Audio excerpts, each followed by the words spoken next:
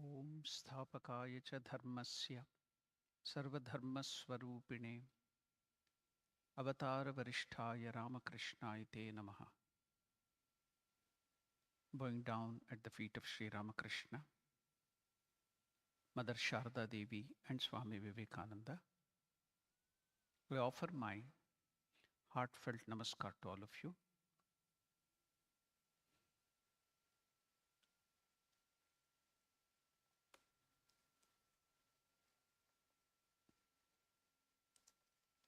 I came across some humor on the senior citizens when they get old. So the humor on senior citizens, Oscar Wilde is telling about his old age. To get back to my youth, I would do anything in the world except take exercise and get up early in the morning. Then another person, Sir Norman Wisdom, he's telling, as you get older, three things happen. The first is your memory goes, and I can't remember the other two. Then another person called Mark Twain is telling, when your friends begin to flatter you on how young you look, it's a sure sign you're getting old. So now, forgetfulness and other things are the things which, as we get older. But,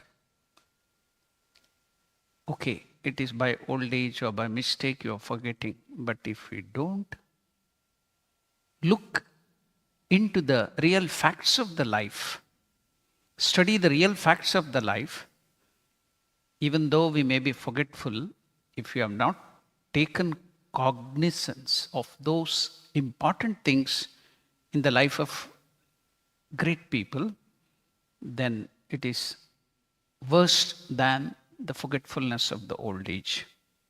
And what is that? We can take up some examples. Let us see. We all know about Lord Krishna. We know Lord Krishna is one who dances with gopis, sings and enjoys. But we aren't told, or we don't want to study about Sri Krishna who sacrificed himself for others. Understanding Lord Krishna is difficult. He was multidimensional. His life's journey was full of difficulties and challenges, but he faced them with his effervescent smile. Now, when you study the life of Sri Ramachandra, written by Valmiki, There, Valmiki Maharshi, in many of the other Ramayanas, they depict Rama as a great avatara and Vishnu, and he can do miracles, he's too all powerful. But in Valmiki Ramayana, he is depicted as the best among men, Purushottama, the best among the human beings. Why? Because if you take them as God and they can do so many miracles, you cannot take them as example and then follow their teachings or follow their way of life. That's why we should see the human aspect, because otherwise, what was the need of the Lord coming down, taking a human form? Like you can see the life of our master, Sri Ramakrishna. Why should he come down, take up all the difficulties, do the sadhanas, so much of hard austerities, and finally he had to get a disease called cancer, and in spite of that he would never stop thinking of God, meditating on God. Why was all this? So the human aspect of the life is very, very important, whereby we can get some beautiful messages, and so that we will be inspired to lead that life, the difficult portion of the life. Now, looking at Lord Krishna's life, his life journey was full of challenges, but he faced them with this effervescent smile. The Lord who smiled through his pain. Sri Krishna was clutched by suffering as soon as he was born. He was born in an emergency and was surrounded by anguish soon after. He took birth in jail from the womb of Ma Devaki and was taken away. He couldn't stay with his biological mother. He was taken away to Ma Yashoda in Vrindavan or Gokul to keep him safe. Further, when he grew up a little, enemies came after him. Later, not only he had to save himself from the enemies, but also had to save and protect others. This was a sense of responsibility within Lord Krishna, which is one of the biggest lessons that should be learnt by all of us. His commitment level was extremely high. It could be seen through how he jumped into the battlefield to save others. First of all, you can see he fought in Gokula against the evils sent by Kamsa. He was just then 5, 6, 7, 8-year-old. When he left Vrindavan, he was only 10 or 11 years old. When he turned just 11 years old, he went to Mathura to fight against his uncle, the tyrant Kamsa. After this, he went to Dwaraka. He never came back to Vrindavan, his birthplace, and established there with only 18,000 of his people. He ran a federal rule. He never became a monarch. He had so much of power. He never became a king. He ran a federal rule there, brought changes in the political system, and sacrificed himself for the welfare of the people. So, all through, as Sri Ramakrishna tells, in the life of Sri Krishna, you can see one thing very, very important. And even in his Gita, you can see one thing which is very, very important. The crux, the essence of the life, and also his teaching is, as Master used to make it very simple, we all know that, but again, I will just tell that Master used to tell, to know the essence of Gita, you have to repeat it 10 times. Any 2 words, when you are repeating it, it becomes reversed. Gita, Gita, Gita, Gita, it becomes Tagi.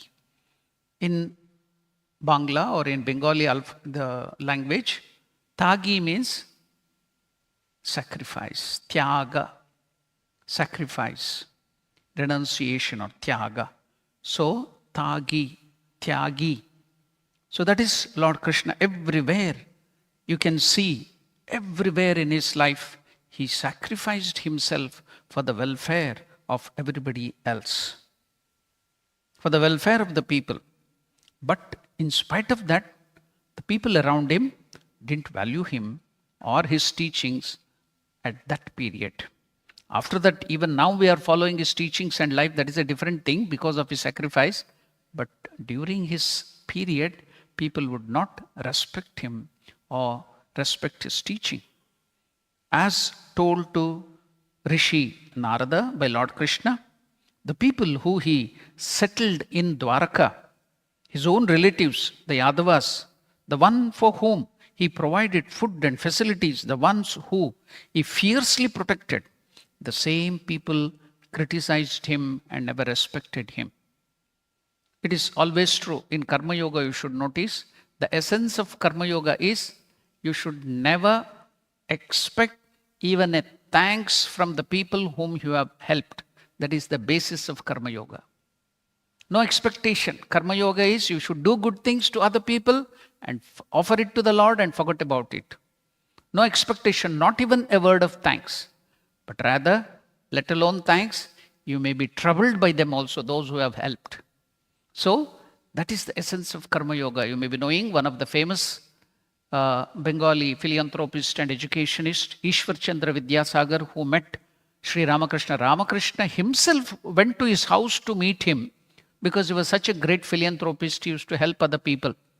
See, if you are a great philanthropist, you should forget the thanks and other help and people respecting you. No. If you leave that Karma Yoga, helping others, then the Lord himself will come to your house. And see, Ramakrishna himself visited him and praised him and talked to him, took food in his house. So the Lord himself will come to you. You need not expect anything. That will be the greatest gift you can get if you do good to others. If you are a Karma Yogi, if you sacrifice yourself, you need not worry that people are troubling you even in spite of all your good things. But the Lord himself will come to you. That's what happened in Ishwar Chandra Vidyasagar. He helped people so much. And once there was one person who was troubling him constantly. And Ishwar Chandra Vidyasagar, he retorted, "How is that? I never remembered I have done anything good to you. Why are you troubling me so much?" Could you understand it? That means all the people whom he had helped had troubled him. So he is retorting, "I don't remember doing any good thing to you, but why are you troubling me?"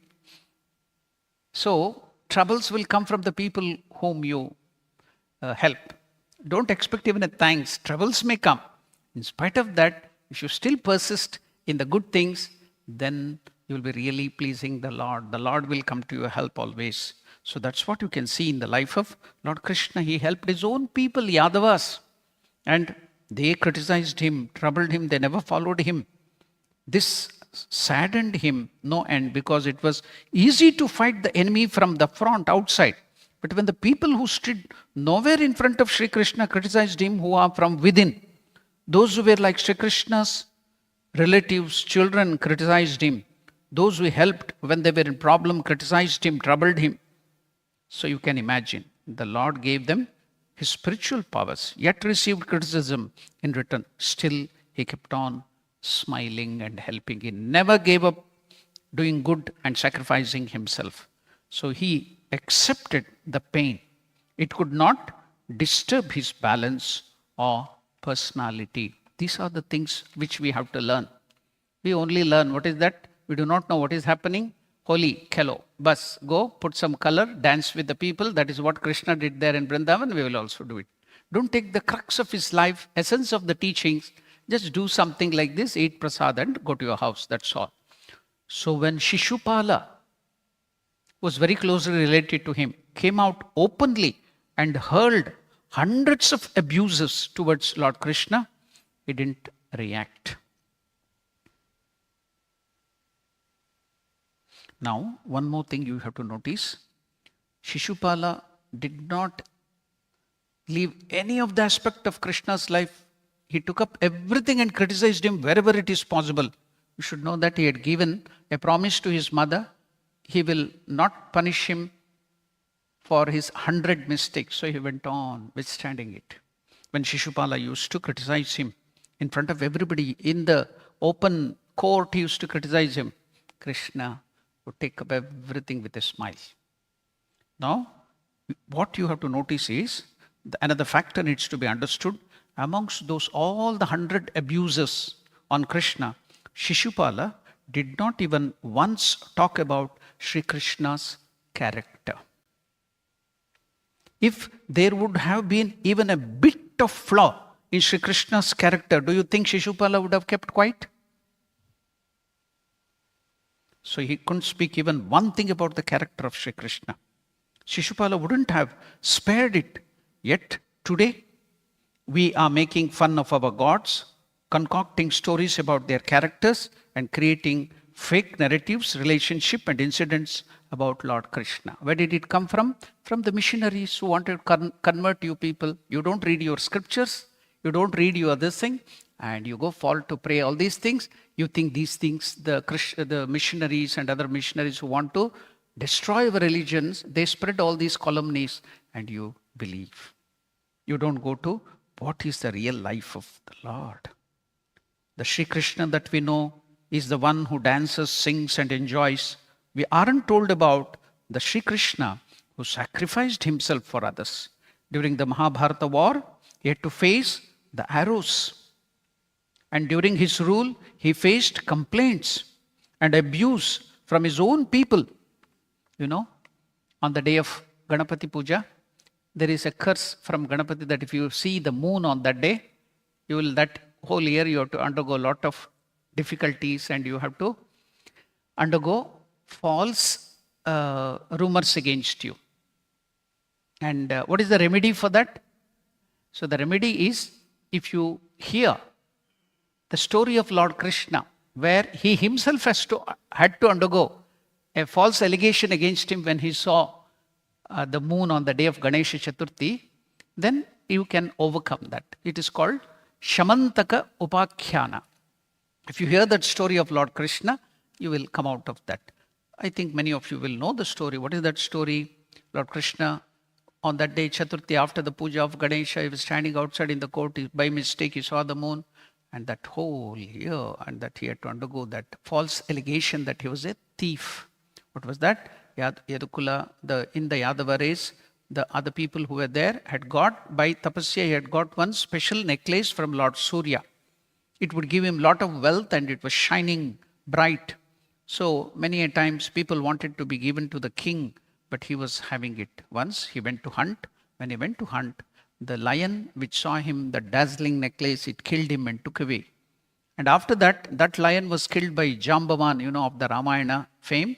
He took it and gave it to his young daughter in the cave there in the forest. Now they thought, Krishna has stolen it from him. He got the name that Krishna has killed his relative to get that necklace, and Krishna had to go to the forest to find it out. He went to that and saw that the lion had killed this person, and after that, when he went further in the forest, he saw that lion was killed by another animal, and then went to the cave. There he saw that baby playing with that necklace. When he was about to take it from that baby, the other people there made sounds and they cried for help. They thought Krishna was a stranger. Then Jambavan came. Jambavan did not know. There was a fierce battle between Krishna and Jambavan. And Jambavan was very, very strong.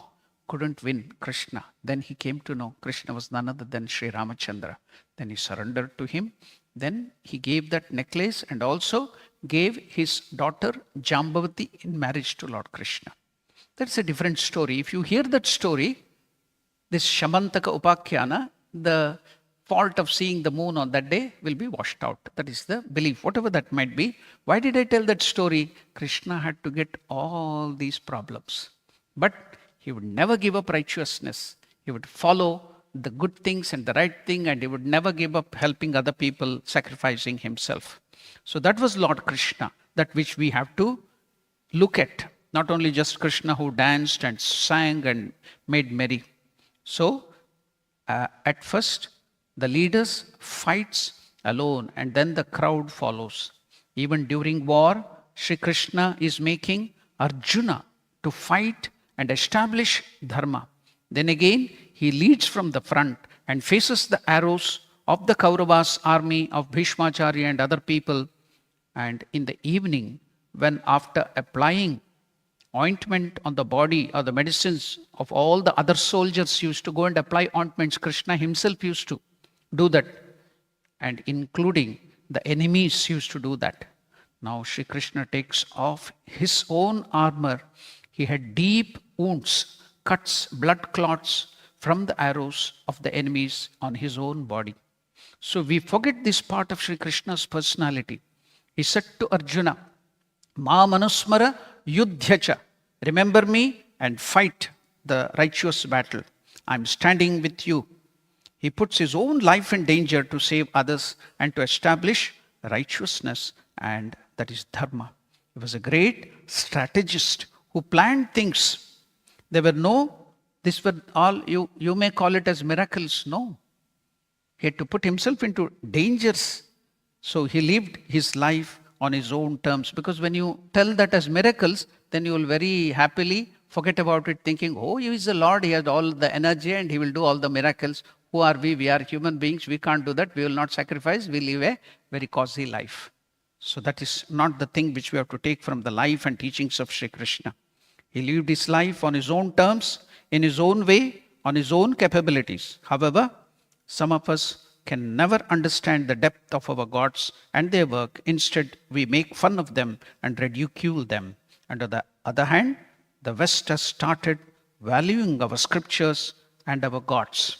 Now, to give you, in the words of Lord Krishna himself, let us see the words of Lord Krishna. What is that?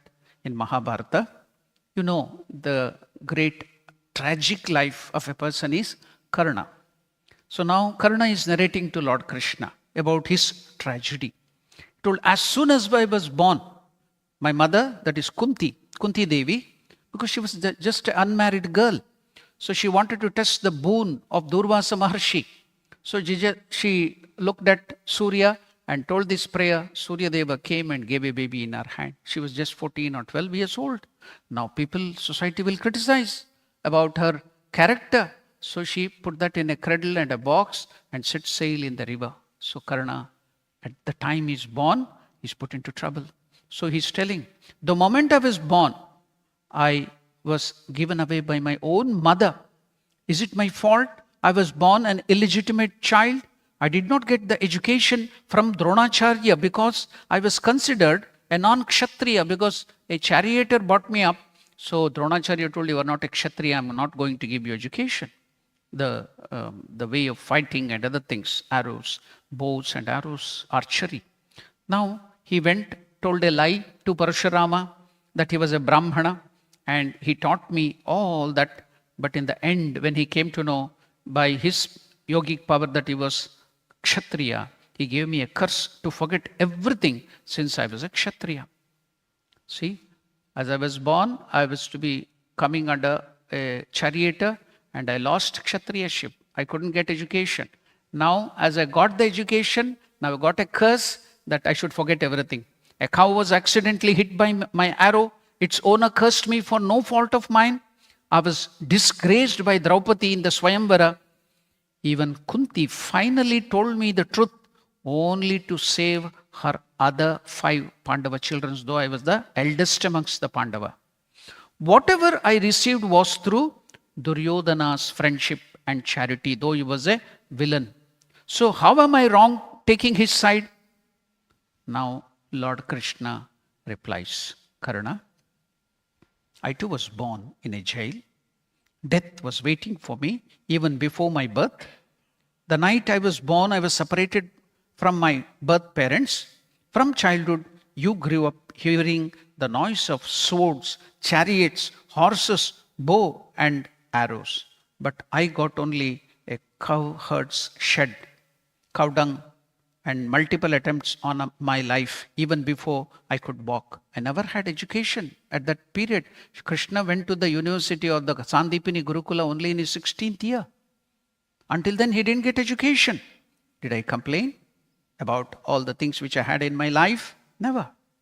So I got only cowherds, shed, cows, the cow dung and the shepherds, cowherds, and multiple attempts on my life even before I would walk. No army, no education. I could hear people saying, I am the reason for all their problems. When all of you are being appreciated for your valor by your teachers, I had not even received any education. I joined my Gurukula of Rishi Sandipini only at the age of 16. You are married to a girl of your choice. I didn't get the girl I loved, rather ended up marrying those who wanted me, and I rescued from the demons. I had to move my whole community from the banks of Yamuna to a far off seashore in Gujarat, save, that is the Dwaraka, save them from Jarasandha. I was called a coward for running away. You know, one of the name of Lord Krishna is Ranachod. Some of the people keep that name as Ranachod. Rana means battlefield. Chod means one who left and ran away. So one of the name of Krishna is Ranachod, who left the battlefield and ran away. Why? Jarasandha had a boon from Lord Shiva that he can't be defeated. So just to keep up the words of Lord Shiva, Krishna could easily have killed him. So he went away from the battle. People will not talk about that, but they will tell Krishna ran away from the battle. So I had to get all these things.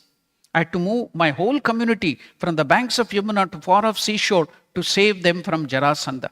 I was called a coward for running away. If Duryodhana wins the war, you will get a lot of credit.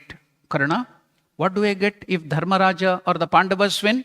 I will not get credit. Arjuna and other people, Bhima will get the credit of the war. Only the blame for the war and all related problems.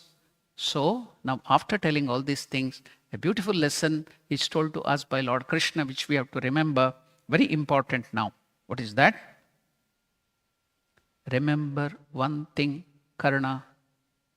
Everybody, including you, me, everybody has challenges in life. Everybody has to undergo difficulties. Life is not fair on anybody. Duryodhana also has a lot of unfairness. Ravana also had unfairness. And Yudhishthira and Pandavas also had unfairness. But what is dharma, righteousness, is known to your mind. What is right and righteousness is known to your mind. That is your conscience. No matter how much unfairness we got, how many times we were disgraced, how many times we were denied what was due to us, what is important is how you reacted at that time. Stop whining, Karna. Stop self-pitying. Stop whining, Karna. Life's unfairness does not give you license to walk on the wrong path. This is very, very important. Life's unfairness does not give you license. We all tell, oh, what did God do to me? What did the society? So I'll take the wrong step. I'll become corrupt. I will harm others. We tell, oh, why? Because I got all the difficulty. Many people will take up this, see this beautiful teaching of Lord Krishna. Stop whining, Karna. Life's unfairness does not give you license to walk the wrong path. Always remember, life may be tough at a point, but destiny is not created by the shoes we put on or we wear, but by the steps we take. Never give up righteousness. So that message of the life of Krishna, another aspect of the life of Krishna we have seen. So let us focus. Yes, it is very good to enjoy and relax and meditate on the childhood and the singing and the holy and the other bhajans. But Bhagavad Gita Krishna is very important. The Krishna who protected the society, our religion, our dharma, that is also very, very important. Yes, when we were small children, all these stories, wonderful. But as we grow, we have to sacrifice our life in spite of all the difficulties for other people, for our country, for our countrymen, for our religion, for righteousness, and follow the footsteps of Krishna. So, once again, let us recapitulate. Always remember, Karna, life may be tough at a point, but destiny is not created by the shoes we wear, but by the steps we take. Important is how you reacted at the time you face challenge. Stop whining, Karna. Life's unfairness does not give you license to walk the wrong path. Take up unrighteousness, but you have to take up righteousness only. Om Shanti Shanti Shanti Harihi Om Tat Sat Shri Ramakrishna Arpanamastu.